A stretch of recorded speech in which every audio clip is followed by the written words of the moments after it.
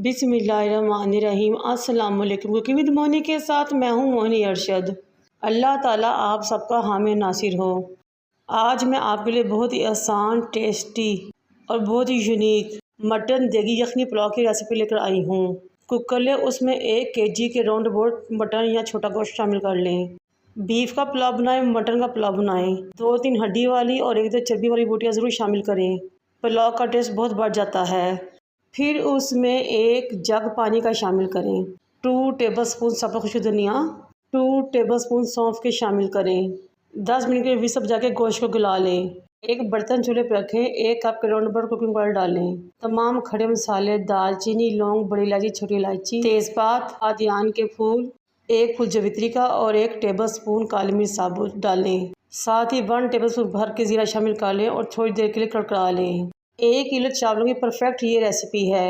फिर 2 medium size के प्याज लें, स्लाइस में काटें और वो भी इसमें शामिल कर लें।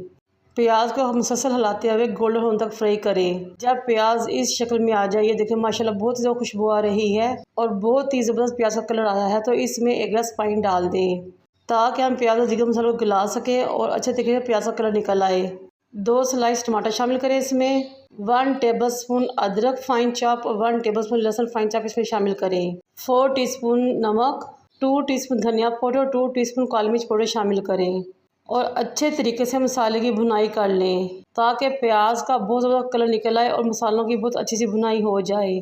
मेरी आप सबसे रिक्वेस्ट है कि मेरे चैनल को लाइक करें, शेयर करें, सब्सक्राइब करें और बेल आइकन को टच करें ताकि मेरी तमाम वीडियोज़ आप तक पहुँच सकें। जब मसाले की भुनाई हो जाए तो मटन को इसमें शामिल कर लें जिसको हमने कुकर में डाल के गला लिया था। फिर 5 मिनट तक आपने मुसलसल चम्मच हिलाते हुए गोश्त की मसाले से बहुत अच्छे तरीके से भुनाई करनी है। फिर आपने एक बड़ी प्याली आधी या फिर छोटी प्याली फुल दही की लेनी है, वो भी इसमें शामिल कर देनी है।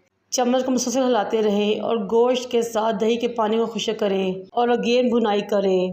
जब दही का पानी खुश्क हो जाए और अच्छे तरीके से भुनाई हो जाए तो फिर आप इसमें 4 से 5 हरी मिर्च डालें और 1 मिनट के लिए भूनें। हरी मिर्च डालने से हमारे पुलाव का टेस्ट, अरोमा और जायका बहुत बढ़ जाएगा। मैंने 1 kilo double steam basmati rice लिए थे जो मेरी पैमाइश के लिहाज से 3 गिलास थे। मेरे पास 3 गिलास यखनी रेडी हुई थी। फिर मैंने 1 गिलास इसमें पानी का शामिल किया और 4 गिलास इसमें टोटल यखनी में पानी मिला के शामिल कर दिए। कभी भी चावलों को ज़्यादा पानी ना लगाएं, हमेशा 1 गिलास से ऊपर डालें, इससे चावल बहुत खिले खिले और अकेला अकेला दाना बनता है। पानी और यखनी डालने के बाद जब पकना शुरू हो तो चावल निचोड़ के शामिल कर लें।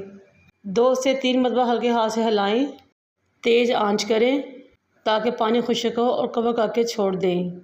ये देखें माशाल्लाह पानी खुश्क हो चुका है और बहुत ही ज़बरदस्त और मज़ा खुशबू आ रही है। और ये देखें माशाल्लाह कितना ही खूबसूरत पुलाव का कलर आया है। अब हम इसको दम लगाएंगे 20 से 25 मिनट के लिए। ये लीजिए जनाब, हमारा बहुत ही मज़ेदार टेस्टी मटन देगी यखनी पुलाव रेडी हो चुका है। अगर आप इस तरीके से पुलाव पकाएंगे पूरे ख़ानदान में आपके पुलाव की धूम मच जाएगी। मुझे और मेरे वालिदैन का दुआ में याद रखें। अल्लाह हाफिज़।